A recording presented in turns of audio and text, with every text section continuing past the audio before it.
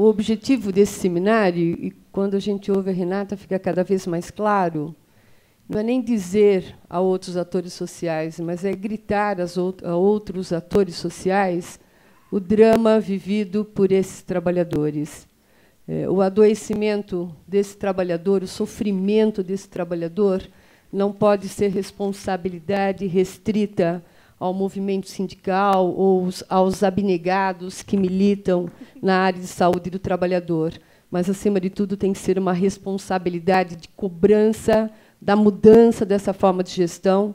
Então, nesse sentido, nós convidamos toda a sociedade que, junto conosco, vamos lutar para que se mude essa forma de gestão nos bancos, para que consigamos diminuir o número de adoecimento, que consigamos fazer do ambiente de trabalho um ambiente que promova a saúde acima de qualquer coisa. Queria, então, agora passar para a Lisandréia para fazer a sua palestra, por gentileza.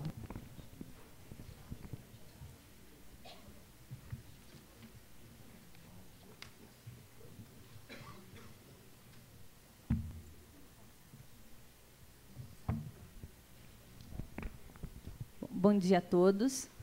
Eu agradeço o convite por estar aqui participando dessa mesa, por ter participado do capítulo também. Quero dizer que é uma honra para mim estar presente aqui, que a oportunidade de trocar com os atores sociais a respeito das pesquisas que a gente tem desenvolvido é motor para que a gente continue, né? É uma motivação importante que dá sentido, né? A pesquisa ela precisa vir acompanhada de uma ação, e sem essa possibilidade de troca com vocês, ela é vã.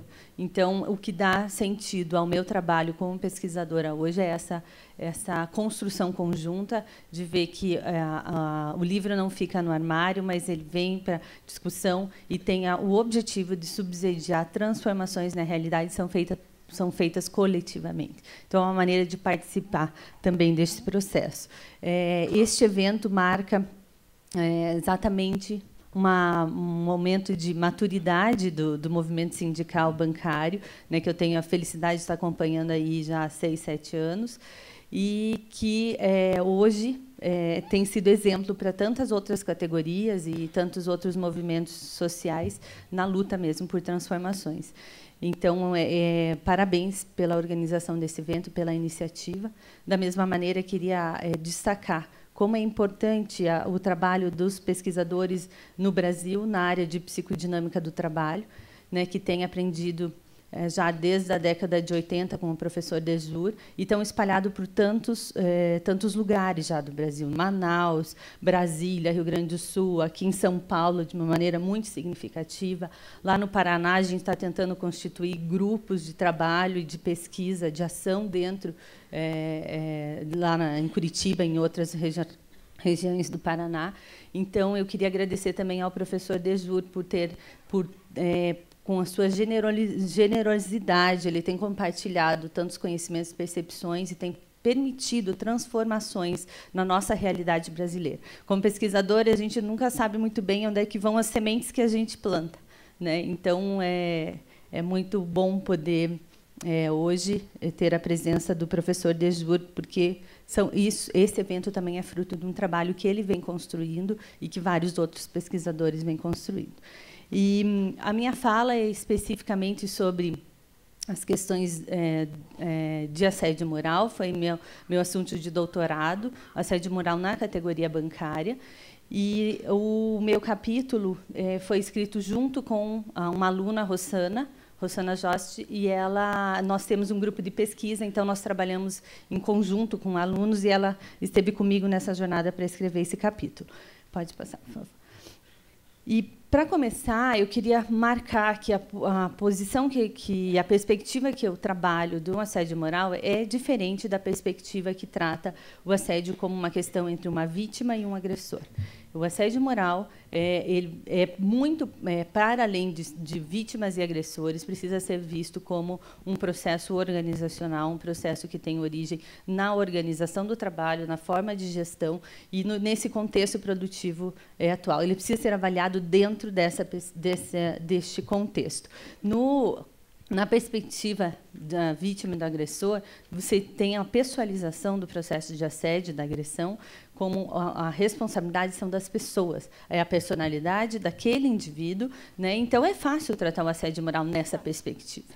E você pega o agressor, trata, pune, envia para acompanhamentos específicos e acompanha também o subordinado ou a pessoa que passou, a vítima, eu não gosto desse termo, enfim, a vítima, e está dissolvido o processo de assédio. Mas o que acontece é que, ao mudar o gestor, de repente, o mesmo, ali naquele lugar, está de novo acontecendo um processo de assédio moral. E, não raras vezes, a pessoa, quando é promovida, acaba, mesmo sendo um colega colaborativo no trabalho, quando é promovido, não raras vezes, acaba por praticar assédio moral. Então, é importante olhar esse contexto. E para fixar essa perspectiva, a gente pode, a partir de uma revisão de literatura cuidadosa, que vem sendo feita há bastante tempo, conceituar o assédio moral a partir de duas dimensões, uma dimensão objetiva e uma dimensão subjetiva. A dimensão objetiva está relacionada com a prática de comportamentos hostis, repetitivos e agressivos dentro do ambiente de trabalho, e que acontece como um hábito, uma rotina, né? E continuadamente, repetitivamente, por um determinado período de tempo.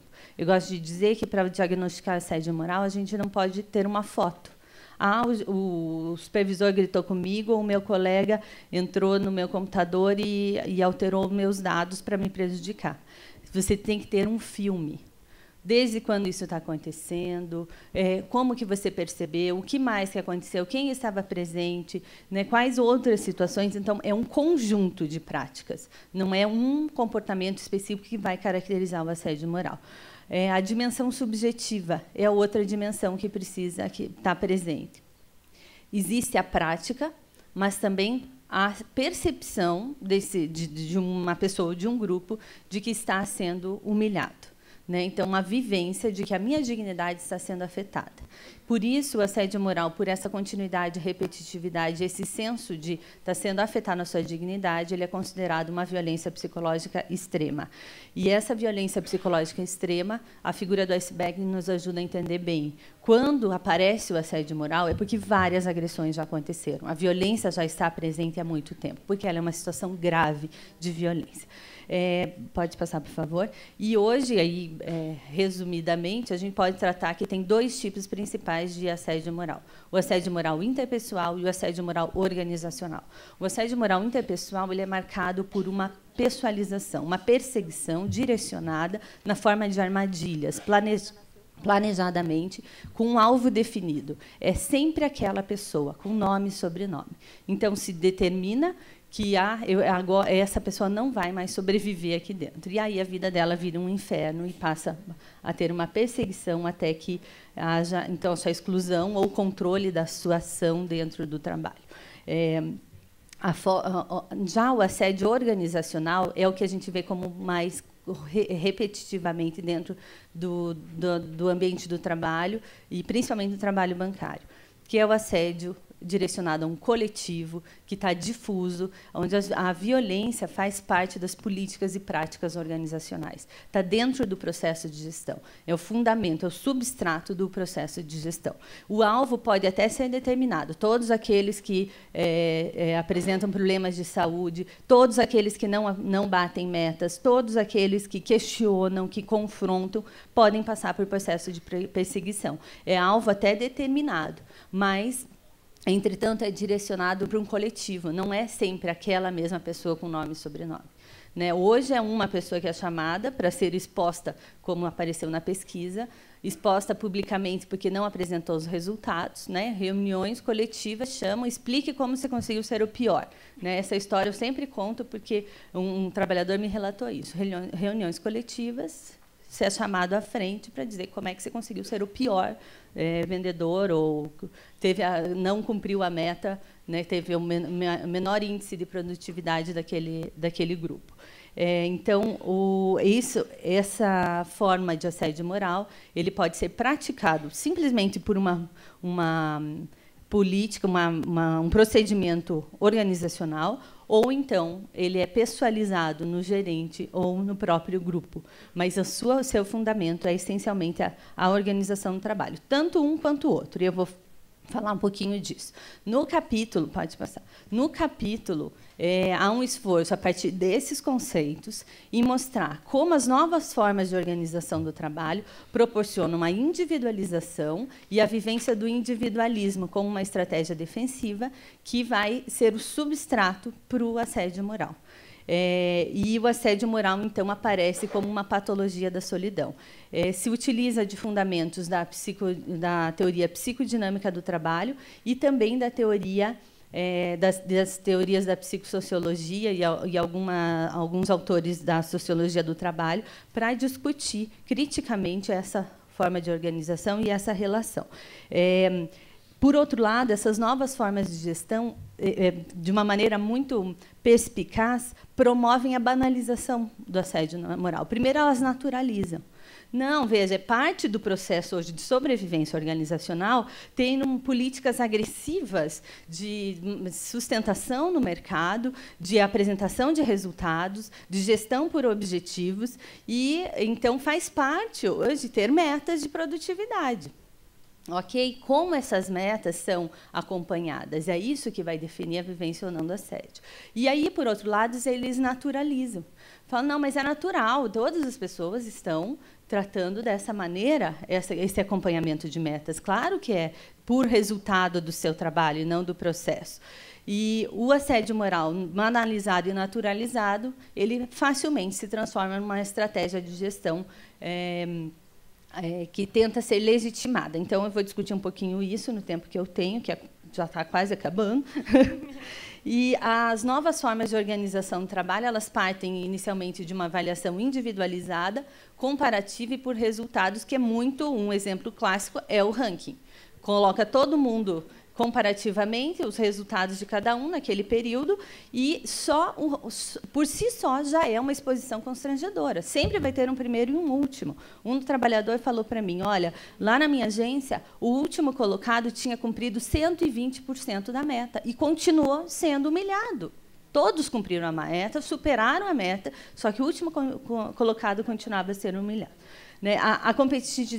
Essa individualização promove uma competição entre iguais e quem que me colocou em último lugar? Foram todos os outros que conseguiram fazer mais do que eu. Eu vou ajudar o meu colega? Não, eu preciso salvar o meu, porque eu posso ser o próximo. Então, há uma segmentação do coletivo e as metas que são apresentadas são irreais, são colocadas, são irreais. Não é do trabalho, quantos clientes você atendeu. Não tem meta de quantos clientes atendeu. Tem meta de quantas contas você abriu, quantos seguros você vendeu. Não importa se você ofereceu seguro para 50 pessoas. Quantas compraram?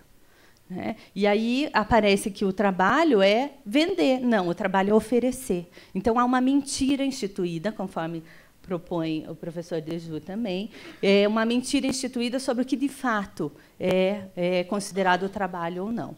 Então, a meta é irreal e é abusiva e também de curto prazo. A tua história não vale nessa organização, vale hoje. Você é aquilo que você apresenta hoje. Se você foi um excelente trabalhador até hoje, mas, por qualquer motivo, você não está mais apresentando os mesmos desempenhos, você é excluído. Você pode sofrer a exclusão. Isso tudo faz com que se desenvolva o individualismo como uma defesa psíquica para suportar essa realidade de trabalho.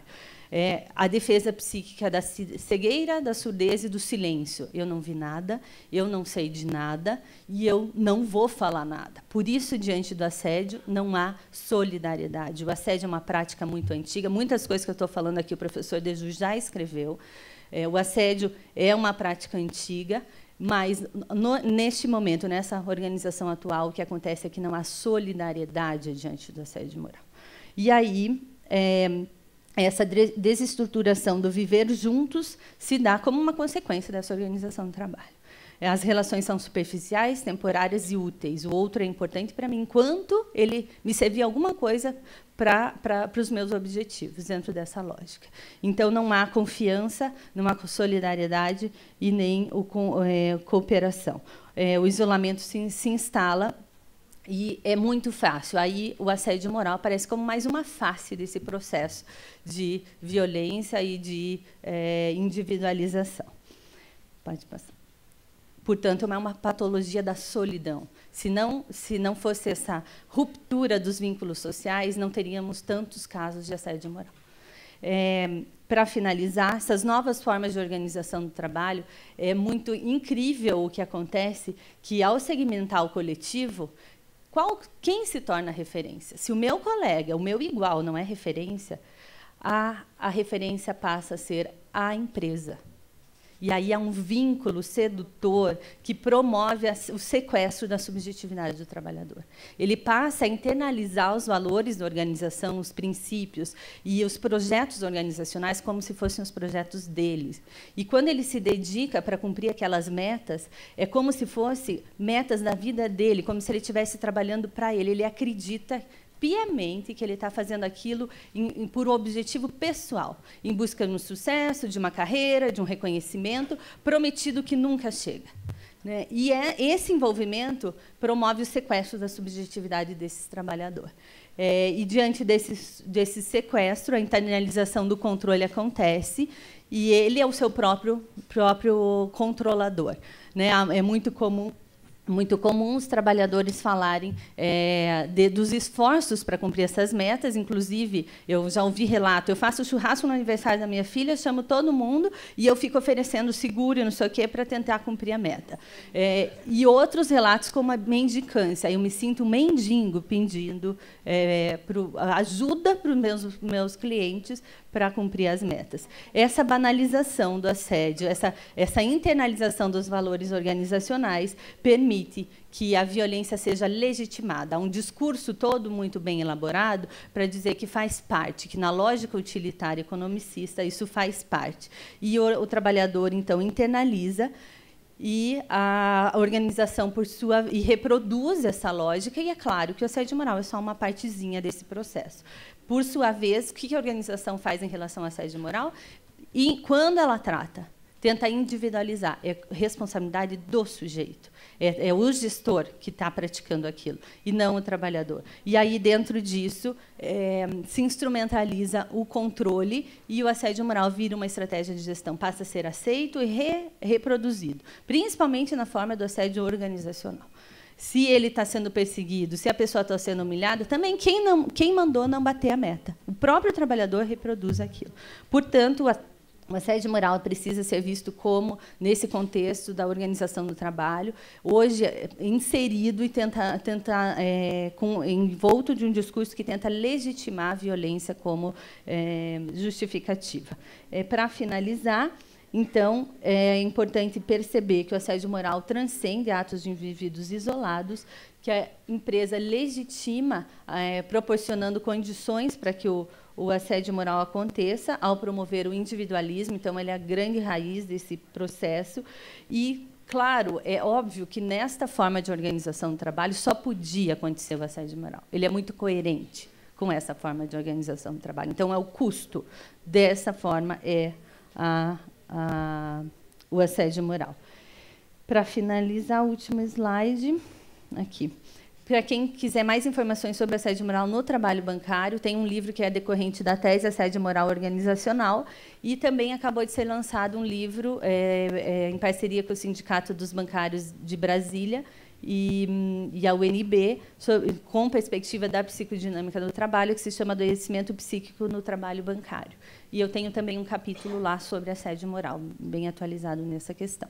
Desculpa a pressa, eu estou à disposição para, enfim, esclarecimentos ou mais material, quem tiver interesse, indicações. O meu e-mail está aí. Eu agradeço muito a atenção e a paciência de todos vocês. Obrigada pelo convite e pela confiança de estar aqui. Obrigada.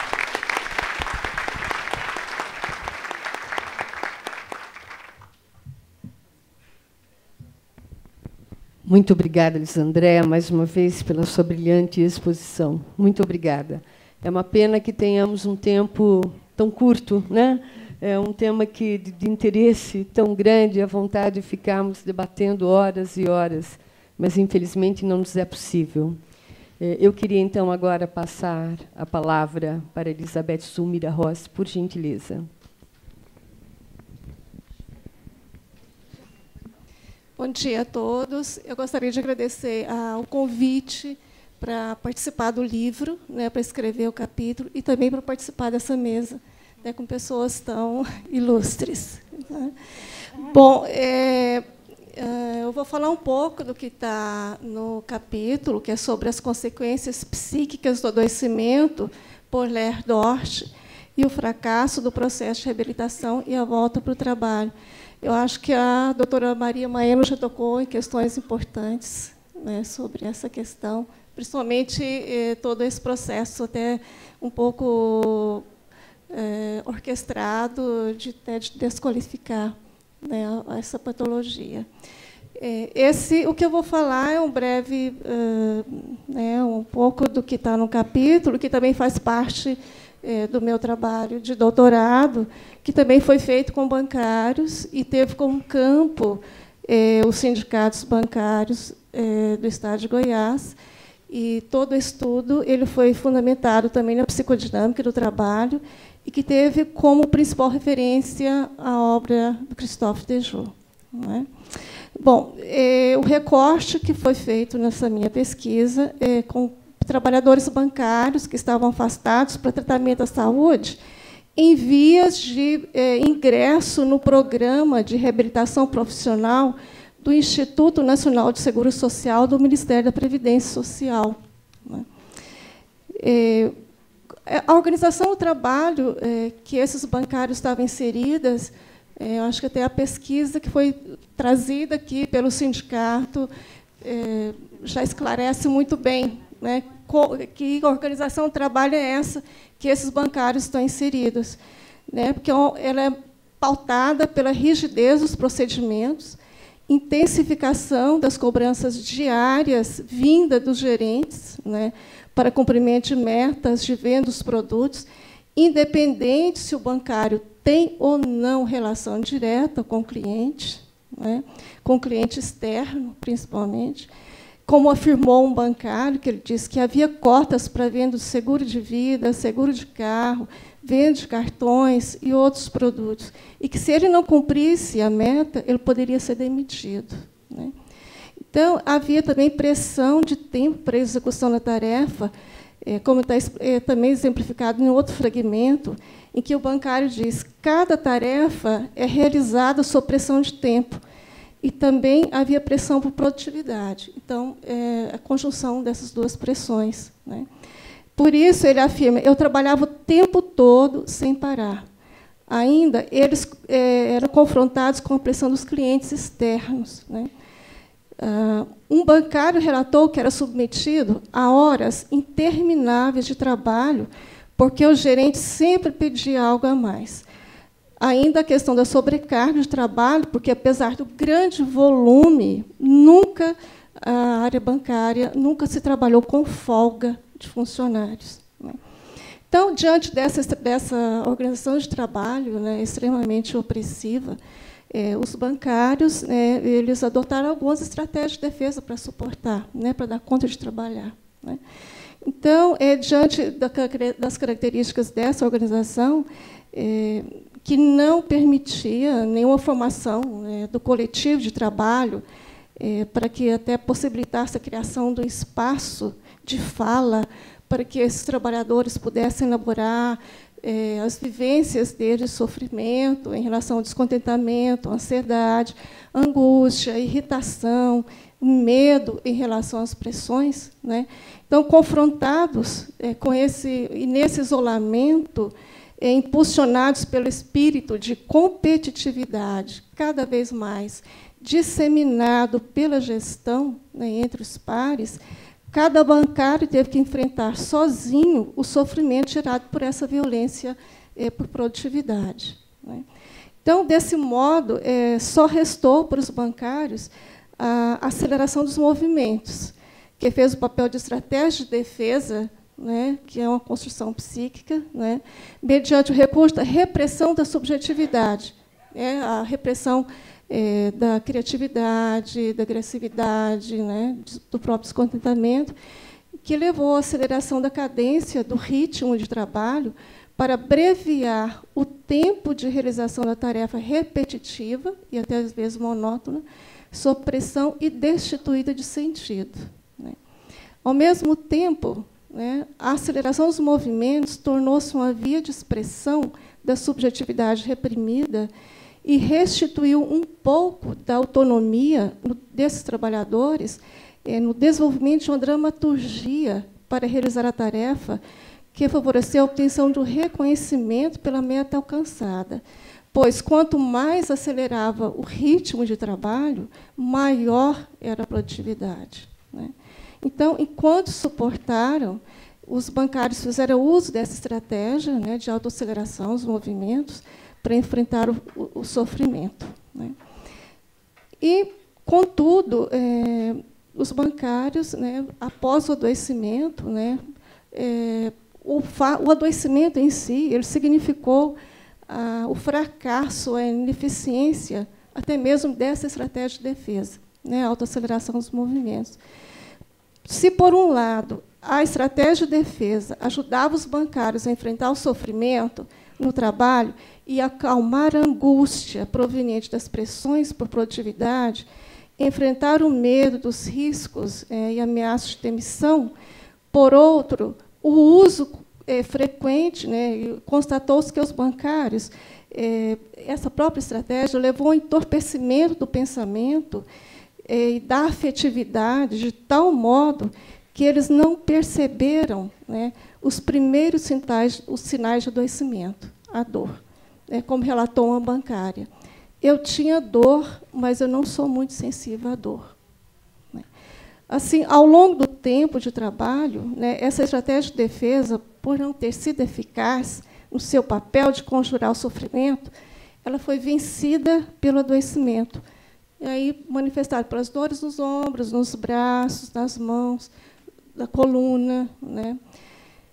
E, após todo esse processo, né, a busca por reabilitação profissional, a reabilitação da saúde, passou por várias modalidades de tratamento, né, que também, de certa forma, fracassaram, porque essas modalidades de tratamento elas não conseguiram remover os sintomas, né.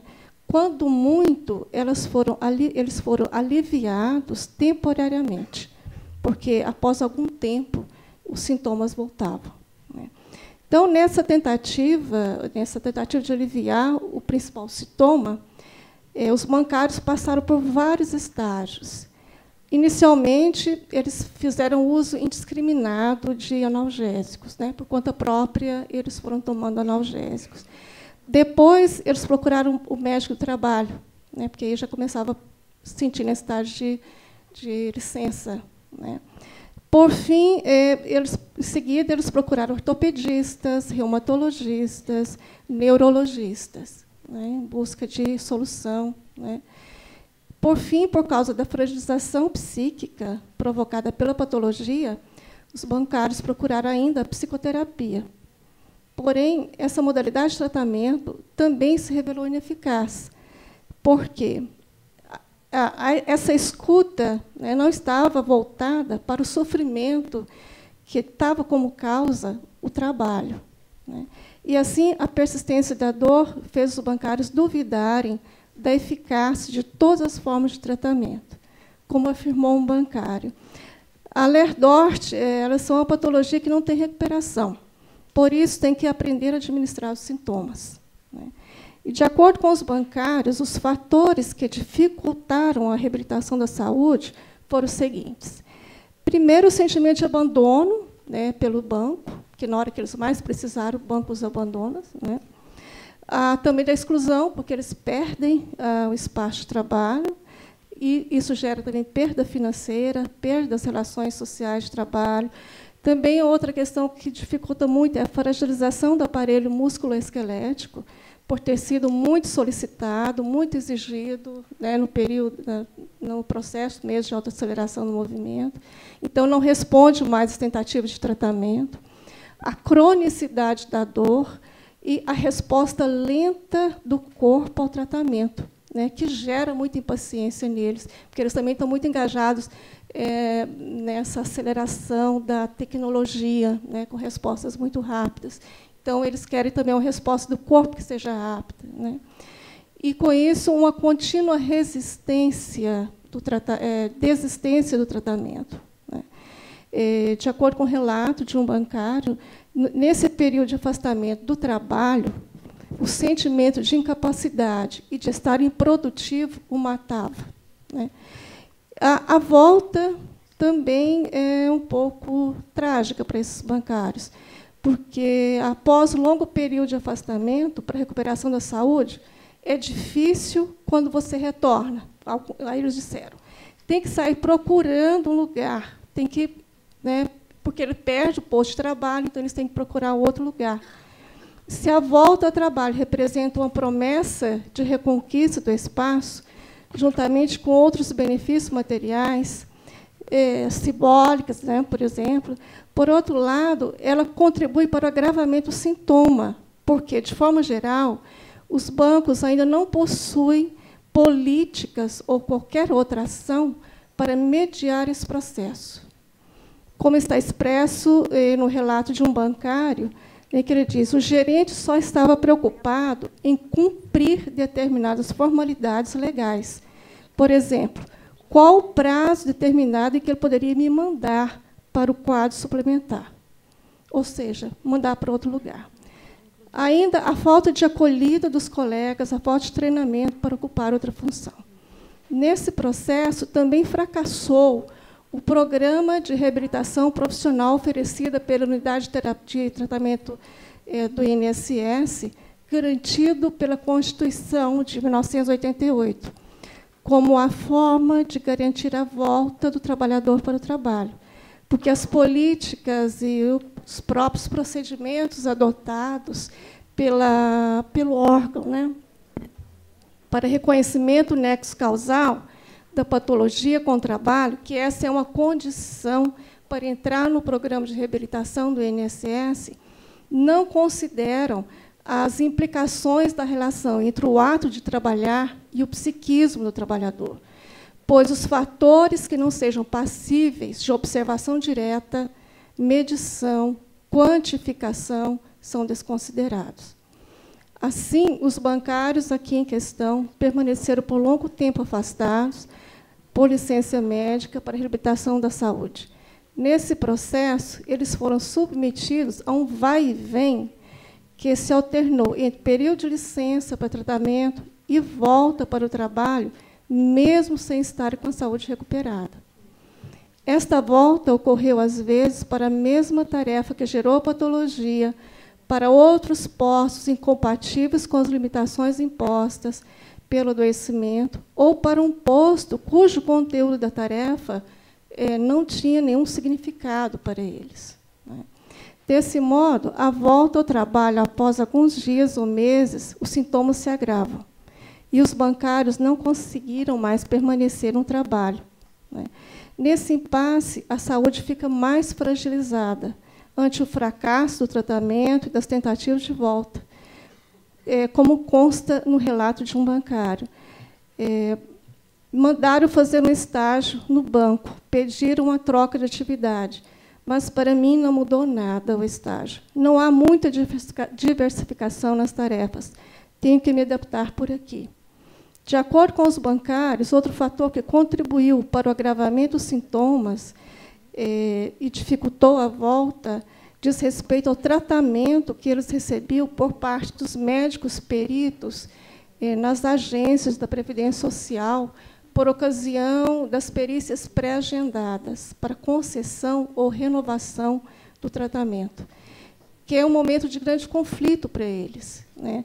Então, nesse momento de realização da perícia, os bancários entraram em estado de angústia e ansiedade, porque, para eles, é difícil tornar visível a invisibilidade do sofrimento, que é a dor.